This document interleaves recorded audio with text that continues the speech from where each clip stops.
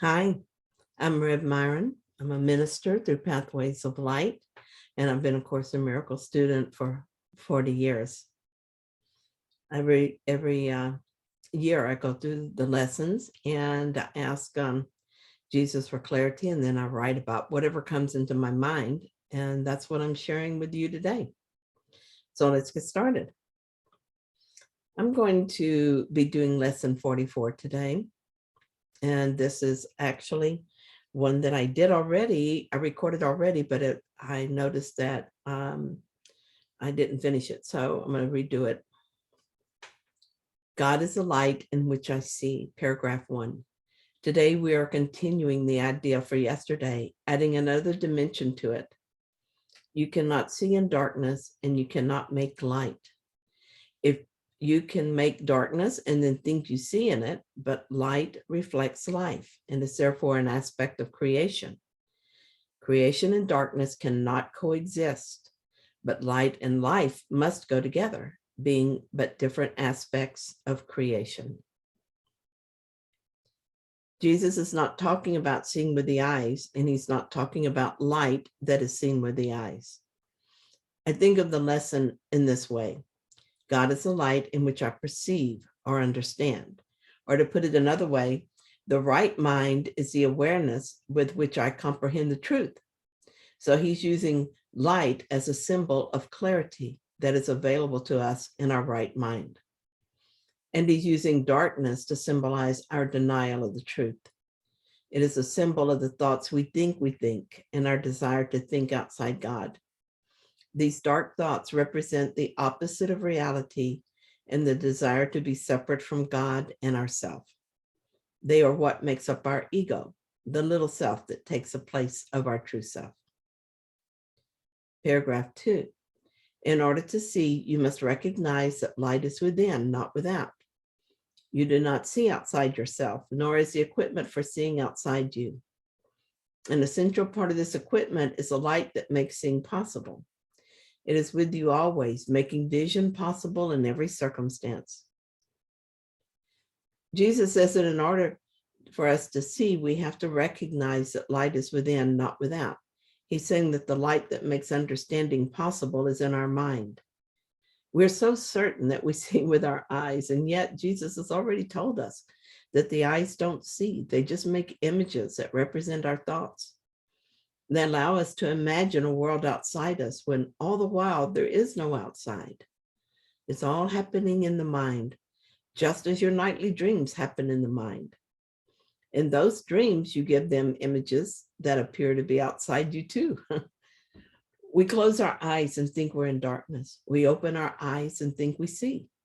But if we want to really see, we need to accept that vision is within the mind.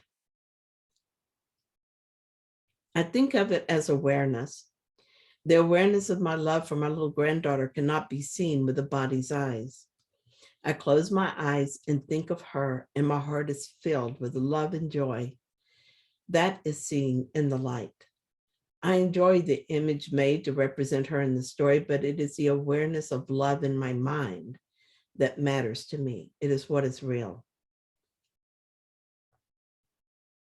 We cannot see anything real in the part of the mind that is in darkness. This is the ego mind, the place we go to imagine we can separate from all that is. We go there to imagine a personal self that is different than everyone else's personal selves. It is insanity, but we're very attached to our imagined self, so much so that we're afraid of losing it. We've gotten lost in the darkness and believe it is our real self. We have become so acclimated to darkness, we've forgotten what it is like to live in the light of our holiness. Just as I don't know my love for my granddaughter through using the body's eyes, I don't see my contempt for someone through my eyes. That awareness occurs in the wrong mind, the darkness of the ego. My dark thoughts come first, and then the image to represent that darkness is projected outward so that it appears as if the body of the person is the target of my hatred. It's important that I understand that however much it seems like there is an outside world, It is only in my mind. It is either in the light of my right mind or in the darkness of my wrong mind. In this way, I will not be distracted by the illusion and can focus on the cause of my distress. I can learn to choose to see in light instead of darkness. Paragraph 3. Today, we're going to attempt to reach that light. For this purpose, we will use a form of exercise which has been suggested before, and which we will utilize increasingly. It is a particularly difficult form for the undisciplined mind and represents a major goal of mind training. It requires precisely what the untrained mind lacks. Yet this training must be accomplished if you are to see. What a relief it is to know that even if I were in a dark mood, the light has gone nowhere. It is right there in my mind. If I were deeply depressed, I would still have access to that light. And in the light, I would rediscover my joy. If I were wailing my grief over the loss of a loved one, the light would still be in my mind. This light is me, and it is eternal. We're using this lesson now to deliberately choose to place our awareness on the light of our being. We're learning how to shift our awareness from the darkness of the ego thoughts to the light that is in our right mind. Paragraph 4. Have at least 3 practice periods today, each lasting 3 to 5 minutes. A longer time is highly recommended, but only if you find time slipping by with little or no sense of strain. The form of practice we will use today is the most natural and easy one in the world for the trained mind, just as it seems to be the most unnatural and difficult for the untrained mind. Jesus is spending a lot of time building up to this practice. He assures us this is natural, but also is letting us know that it might feel difficult. If our mind is untrained, and likely it is mostly untrained, it won't feel natural. Paragraph 5. Your mind is no longer wholly untrained. You are quite ready to learn the form of exercise we will use today, but you may find that you will encounter strong resistance. The reason is very simple. While you practice in this way, you leave behind everything that you now believe and all the thoughts that you have made up. Properly speaking, this is a release from hell. Yet perceived through the ego's eyes, it is a loss of identity and a descent into hell. If you've been doing the lesson as he asked you to, these previous lessons, then your mind will have the benefit of some training. You're ready for this. Not that you will absolutely succeed, but you are at least ready to try. Jesus wants us to know that the resistance we feel is the fear of leaving that little self behind. We're quite attached to our chattering self, and in fact, we often think that self is us.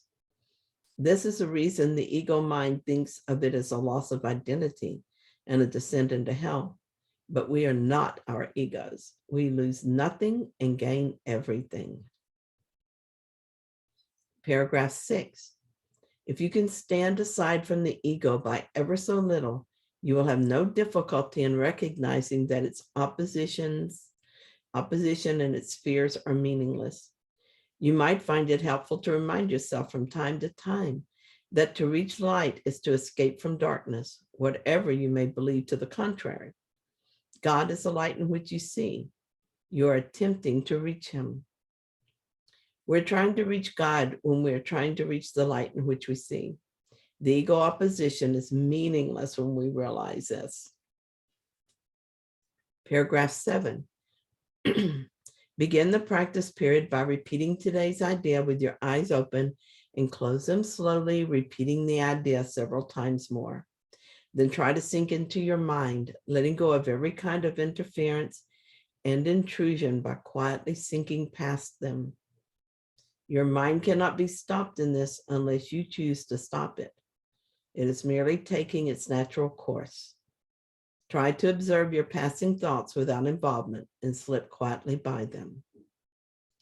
Paragraph 8. While no particular approach is advocated for this form of exercise, What is needful is a sense of the importance of what you're doing. It's an estimable value to you, and an awareness that you are attempting something very holy. Salvation is your happiest accomplishment.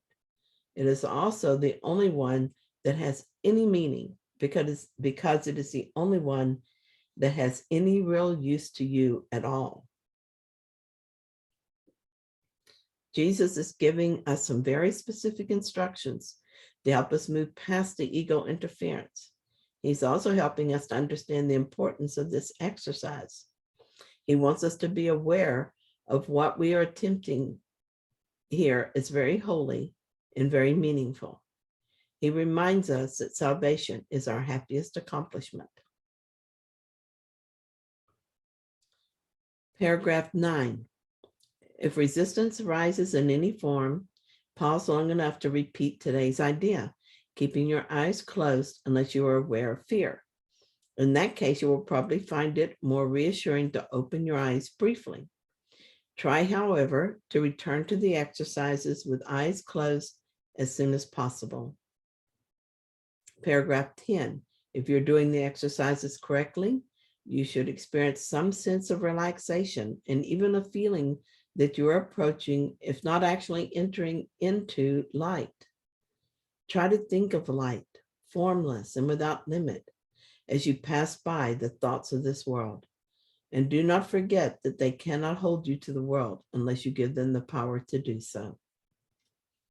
Jesus is letting us know that we may not succeed this time, but that we should have some experience of it.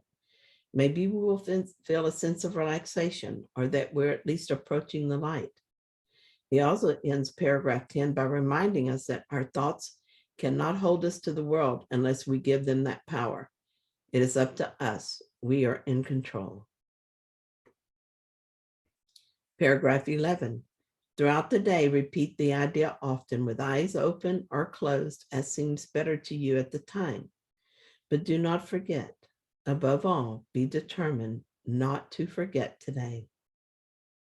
And so Jesus ends by asking us not to forget to use the lesson frequently during the day. He reinforces it with the plaintive request that above all, to be determined not to forget. I think that I'm going to record the practice and let it play while I follow these instructions. I think that will help me to stay on track. Thank you for sharing this lesson with me, and thanks for watching my video. If you found this helpful, then please like it. And if you haven't yet, subscribe.